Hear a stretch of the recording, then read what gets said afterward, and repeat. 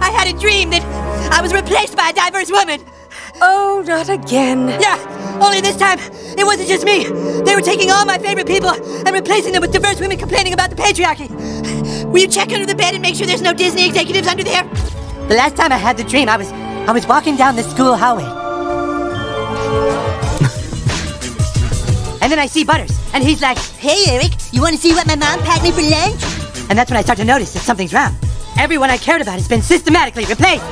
And finally, I want to scream, and I'm like, why are they replacing every single character with someone who is diverse? They went too far. You were telling us about the South Park thing? Oh my God, dude. Jamie, have you seen the new South Park?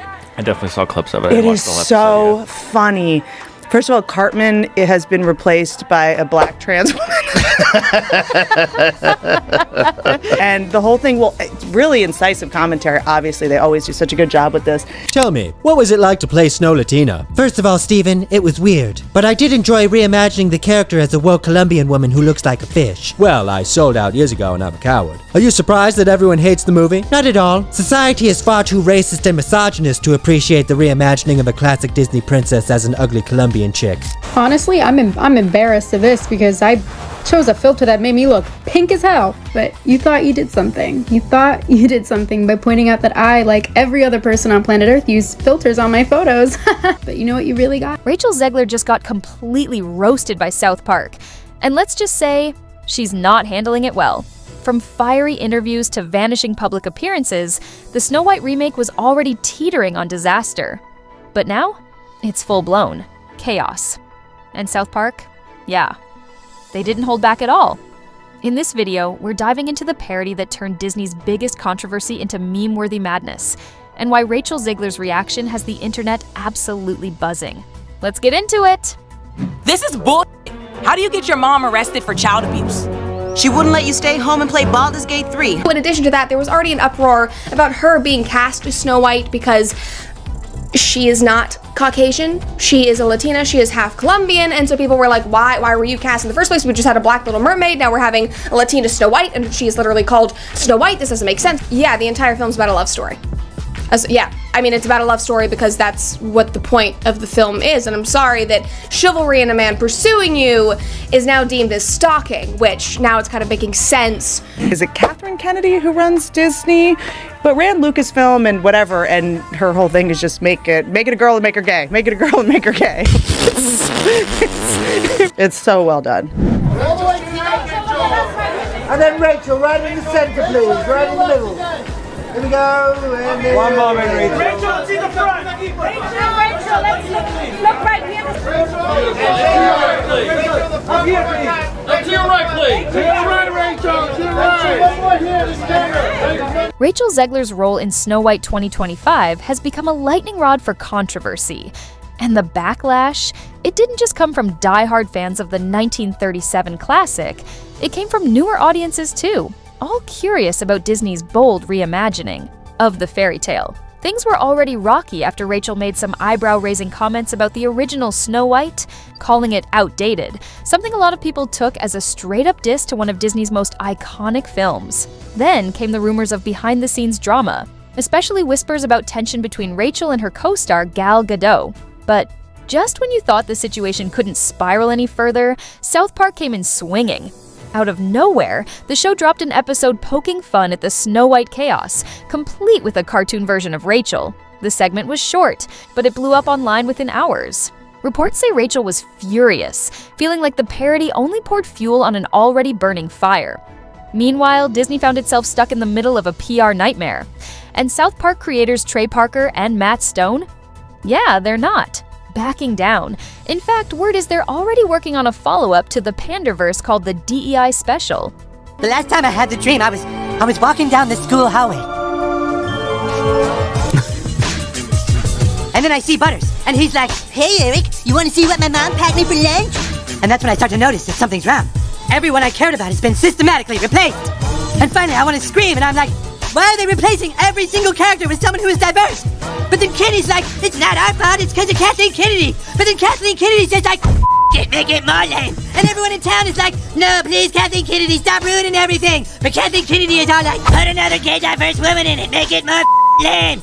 And the Disney stock just keeps going down and down and down. And then Bob Iger is all like, no, No mustache! No dedicated! Ah!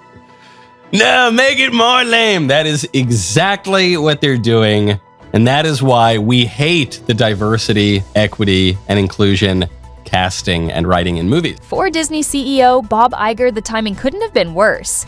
He was already juggling flops a messy situation with Daredevil Born Again and big questions about Marvel's future. Now Snow White had officially joined the list of PR disasters, and it was being roasted on national TV. You don't get to dictate anything. You don't get to dictate if a film actually happens. You don't get to dictate when it is shot, how it is shot, if you can ever speak about it to the public. You are simply just there to show up and say your lines and look the way they want you to look. South Park has never shied away from roasting celebrities, but this time, they really went there. In their latest episode, a cartoon version of Rachel was seen completely losing it, yelling at everyone around her, calling out the old Snow White as outdated, and pushing the idea that the new version was all about saving society. But here's the kicker. She totally ignored the fictional Disney execs and her co-stars who were desperately trying to calm her down. And of course, the internet exploded. Memes flooded social media, and people were quick to line up scenes. From the parody next to Rachel's actual interviews, and honestly, the similarities were kind of wild. One moment that really struck a chord, when cartoon Snow White had a full-on meltdown over the evil queen stealing the spotlight. Yeah, that one hit hard. Even if everything worked perfectly, it would have been almost impossible for this movie to succeed because you're comparing it to one of the most beloved films of all time and a truly groundbreaking movie. People who hadn't been paying attention to the whole Snow White drama suddenly got dragged into it, thanks to South Park putting it front and center. Within hours, social media lit up with hashtags like a Snow White fiasco and Rachel Zegler, and the buzz wasn't just about Rachel anymore. Users started pointing fingers at Disney. Even CEO Bob Iger got caught in the crossfire. Behind the scenes, word spread fast.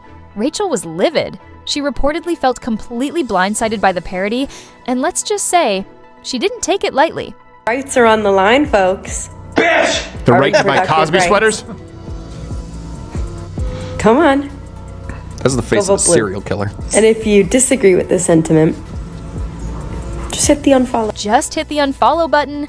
The cartoon version of her was over the top it made. Her looked like a dramatic diva who couldn't stand the original.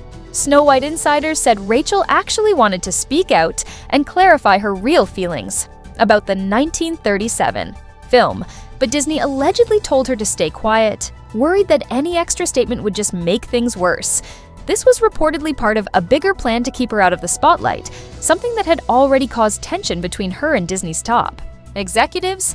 You don't particularly see people who, look like me or are me playing roles like that. So it was definitely when it got announced. He wasn't a stalker, by the way. Thing that was like trending on Twitter for days because all of the people were angry. A few weeks before the South Park episode even dropped, Rachel's promo appearances started getting canceled left and right. Disney gave vague reasons, stuff like scheduling conflicts and unforeseen adjustments. But according to insiders, there was more going on behind the scenes. They claimed Disney was quietly trying to dodge another viral interview moment that could spark even more backlash. It happened and I was like, God, I hope no one, because every time they come up to me, I'm always online for this freaking ride, and they think it's like I'm standing there waiting for the photo op, being like, I was scared of the original cartoon. I think I watched it once and then I never picked it up again. Like, I'm being so serious. I watched it once and then I went on the ride in Disney World, which was called Snow White's Scary Adventures. Doesn't sound like something a little kid would like. Was terrified of it. Never revisited Snow White again. So I watched it for the first time in probably 16, 17 years. Is that your favorite ride? I mean, that's a weird thing that you are Snow White now. I mean, Wow. it's one of the original. I'm a really big Disney fan. I grew up at the Disney parks. My parents took me every summer. Oh, you did? Yeah, so Okay. it's like, it's a part of my upbringing. It's my favorite thing. So it's just one of those things Yeah, that comes with the well, territory. then if you love it, don't let them scare you away from the Snow White ride. Rachel had already rubbed a lot of longtime fans the wrong way with her earlier interviews about modernizing Snow White, and the bad press was piling up fast. Things weren't any better behind the scenes either. One awkward moment at an awards show, where she and Gal Gadot didn't even make eye contact, set off a whole new wave of rumors. People started wondering if something bigger was going on. Welcome, Rachel Zegler and Gal Gadot.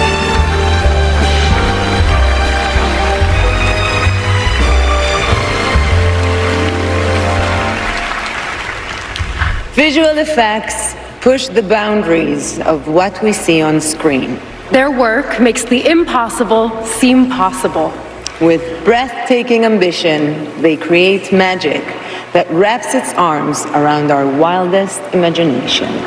Here are the nominees for Best Visual Effects. Behind the scenes, Disney execs were reportedly in full-blown panic mode. Their usual strategy of rebooting classic hits wasn't landing like it used to. And now, they were stuck figuring out what to do with a lead actress who just kept making headlines. Some believe the remake pushed too hard to modernize the story and lost the magic of the original.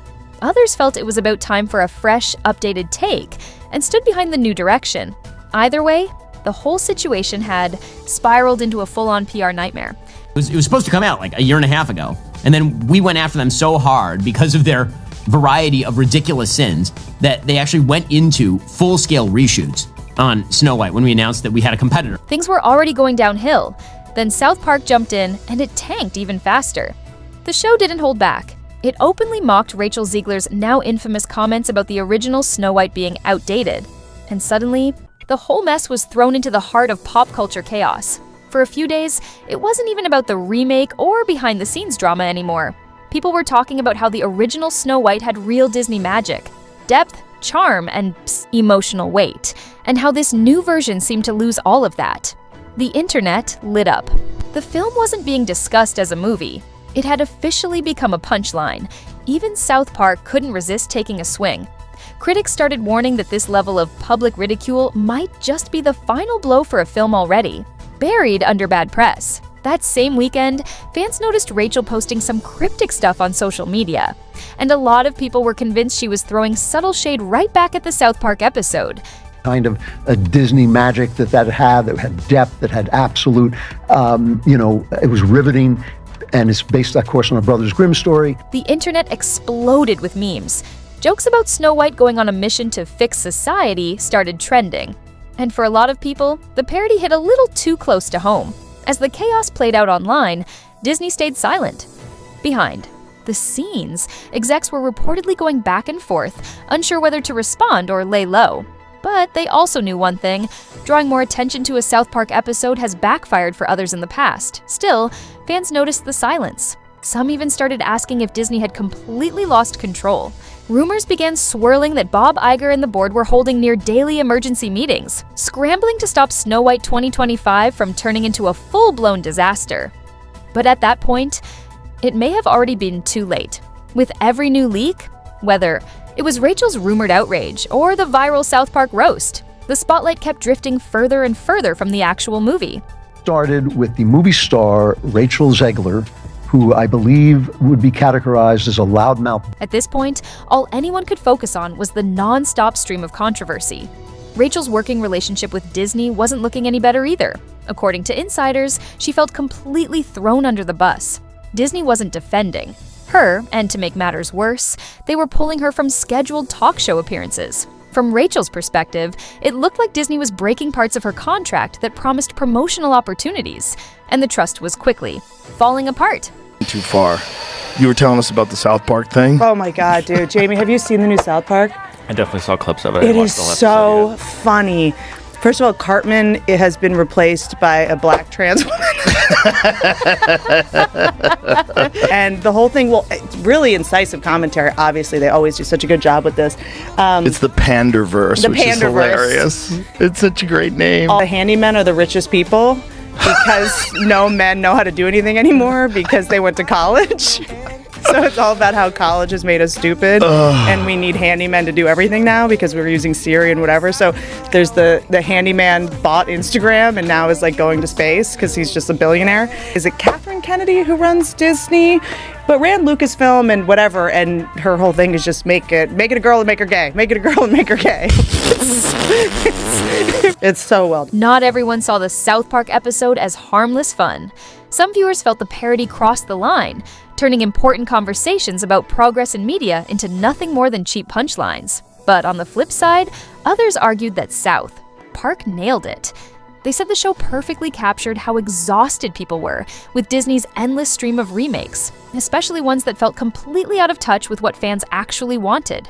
Yeah, I mean, it's about a love story because that's what the point of the film is, and I'm sorry that chivalry and a man pursuing you is now deemed as stalking, which now it's kind of making sense. Just when things couldn't get any more complicated, the casting stirred up even more drama. Some fans started questioning why Rachel, a Latina actress, was chosen to play Snow White. Insiders revealed that the media silence around the backlash was a preemptive strike, basically an attempt to calm the storm before it could escalate. But as South Park gained more traction online, Disney's PR team was reportedly on high alert, bracing for the possibility of another satirical blow if more controversy reared its head.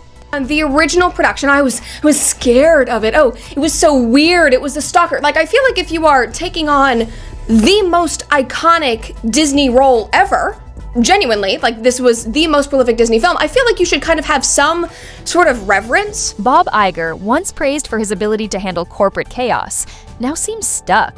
Critics pointed to Snow White as proof that Disney's endless reboot strategy might have finally gone too far.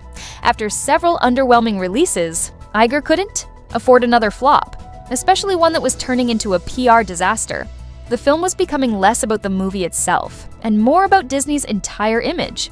Rachel still had a loyal fan base, but the pressure was building. Older audiences blasted her for making the original Snow White seem irrelevant, while younger viewers argued Disney was unfairly silencing her to keep control of the narrative. And then there were those who watched South Park and felt the over-the-top. Parody perfectly mirrored how out of touch Rachel's real-life interviews had begun to sound. I mean, you know, the original cartoon came out in 1937, and very evidently so. There's a big focus on her love story with a guy who literally stalks her. Yeah. Weird. Super weird. So we didn't do that this time. Behind the scenes, things weren't any better.